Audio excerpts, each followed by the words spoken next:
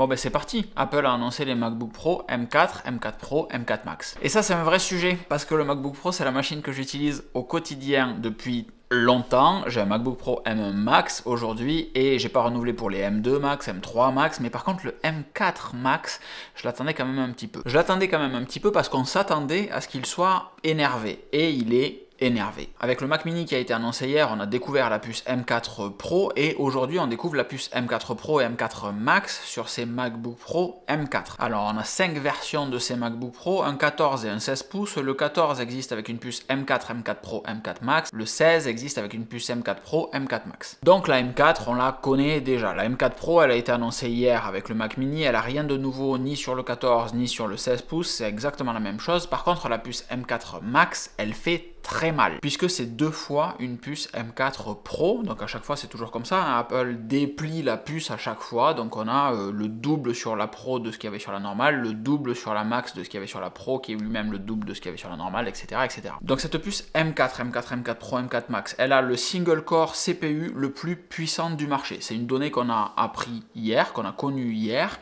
et évidemment, quand on extrapole tout ça sur la qualité et la puissance des puces, la puce M4 Pro qui a été annoncée hier est plus puissante, genre vraiment, que la puce M1 Max que j'ai dans mon MacBook Pro. Et Apple arrive donc avec un petit peu de data, notamment le fait que la puce M4 Max soit globalement 2 à 3 fois plus puissante que la puce M1 Max que j'ai dans mon ordinateur. Bon là c'est le moment où je vous dis que j'ai fait une bêtise et que j'ai précommandé un MacBook Pro M4 Max full conf, sauf la mémoire unifiée que j'ai laissée à 64 Go au lieu de 128 Go, mais sinon tout au maxi, donc le verre nano texturé dont on va parler dans un instant, les 8 Tera de stockage, les 64 Go de mémoire unifiée, donc il y aura le déballage puis le test de cet ordinateur, je vais vous en reparler dans la conclusion de cette vidéo du pourquoi du comment, mais les puces M4 Pro, M4 Max, comme le Mac mini, arrivent avec du Thunderbolt 5, donc des débits de 120 gigabits par seconde pour les pros, les vrais gros pros qui ont des besoins de transfert. C'est pas trop mon cas, j'ai pas tant besoin de transfert que ça,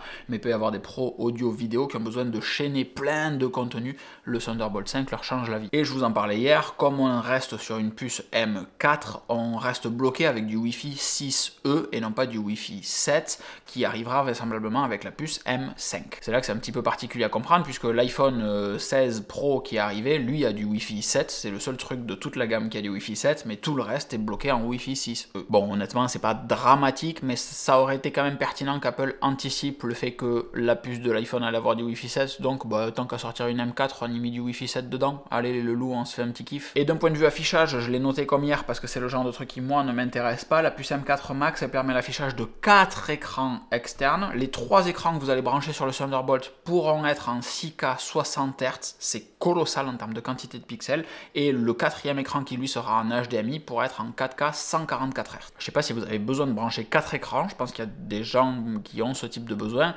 C'est juste délirant. L'autre truc qui est assez barjot, c'est l'autonomie de la version M4. Sur la partie autonomie, il y a un point important, c'est que les différentes tailles de MacBook Pro, 14 pouces et 16 pouces, ont la même autonomie en fonction de la puce qu'ils ont. Dit différemment, ça veut dire que la consommation de l'écran plus grand ou plus petit va être compensée par la variation du volume de la batterie dans le châssis correspondant à l'écran plus grand ou plus petit. Dit encore différemment, ça veut dire que le seul truc qui fait varier l'autonomie de votre ordinateur, c'est pas la taille de l'écran, puisque la batterie est plus grosse en fonction, c'est la puce qu'il y a dedans. La puce M4 Max consomme plus que la puce M4 Pro qui consomme plus que la puce M4. J'étais sûr que j'allais y arriver, loupé. Donc on a une puce M4 Max qui a une autonomie de 18 heures en lecture vidéo, moins en web. C'est ça qui est incroyable, c'est qu'en fait en 2024 ça consomme moins de regarder des vidéos que d'aller surfer sur internet. Bravo les devs web, good job. Donc la M4 Max, 18 heures d'autonomie. La M4 Pro, 22 heures d'autonomie. Et vous le voyez venir, la M4 tout court sur le châssis en 14 pouces, donc puisqu'elle n'existe que là, 24 heures d'autonomie. Une journée complète d'autonomie.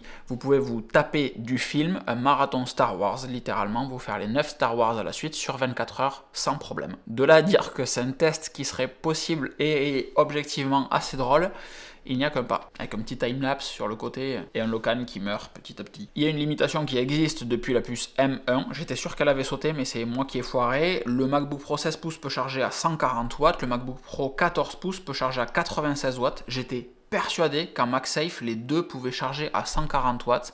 Et non, je vais retaper les specs, c'est 96 watts sur le 14 pouces à chaque fois. J'ai totalement halluciné sur cette spec. Et on a encore une nouveauté que je trouve géniale, c'est l'arrivée de l'écran nano texturé en option, l'arrivée d'un écran plus lumineux sur chaque MacBook Pro, le 14 pouces comme le 16 pouces. Le format XDR, HDR ne change pas, on est toujours en 1000 nits continu, 1600 nits en peak brightness, mais on va avoir sur du contenu SDR, donc l'immense majorité du temps que vous utilisez votre ordinateur, une luminosité maximale qui passe de 500 nits à 1000 nits. Et ça fait une vraie grosse fichue différence. 1000 nits avec du verre nano texturé possible en option, et ça, vraiment, pour moi, ça peut être un game changer d'utiliser mon ordinateur juste ici. Je suis face à la baie vitrée là, mais l'immense majorité du temps, je peux pas travailler n'importe où dans le salon, je suis obligé de me mettre forcément là, alors que je préférerais voir mon salon qu'une fenêtre, parce que ce qu'il y a de l'autre côté de la fenêtre, c'est pas incroyable non plus, hein. C'est une terrasse pourrie avec plein de panneaux solaires pour vous faire des tests, donc bon, j'habiterai à la montagne, ça serait différent. Donc luminosité, écran mat, enfin écran anti-reflet, je suis très curieux de voir ce que ça peut donner, et c'est la plus grosse curiosité, le pouce au crime entre guillemets sur l'achat de ce MacBook Pro 14, c'est ça. Parce qu'en déplacement, ça fait une vraie grosse différence. Et je suis souvent en déplacement. La luminosité, c'est d'ailleurs le principal critère qui fait que je recommande à tout le monde de prendre un MacBook Pro 14 entrée de gamme plutôt que de prendre un MacBook Air, parce que l'écran est plus lumineux. Il y a d'autres choses évidemment, l'évolutivité, la connectique, machin, tout ça. Sur la webcam de ce MacBook Pro, maintenant, on a une webcam de 12 millions de pixels avec du center stage, on l'avait déjà, mais 12 millions de pixels et pas uniquement 1080p. Donc en fait, on fait un x4 sur la quantité de pixels présents dans la caméra. J'espère vraiment que la qualité s'améliorera au niveau de ce que peut proposer un iPhone. Parce que pour l'instant, c'est correct, mais j'ai encore fait une visio hier soir. C'est pas si délirant que ça, même avec la softbox dans la tronche pour essayer de rattraper. Donc en conclusion de cette vidéo, je vous confirme avoir commandé un MacBook Pro 14 pouces 8 Tera 64 Go M4 Max avec la grosse puce, vachement de GPU, machin, poète, tout ça, le verre nano texturé pour en faire un vrai gros test. Et ce test, c'est pas souvent le cas, mais lui, comme le Mac Mini, ça sera aussi un vrai test pour moi, pas que pour vous. Parce qu'aujourd'hui, j'ai donc l'iPad Pro 13 pouces, j'ai le MacBook Pro M1 Max 16 pouces, et il y a beaucoup de changements dans ma vie et dans la manière dont je travaille depuis que je suis dédié à la création de contenu.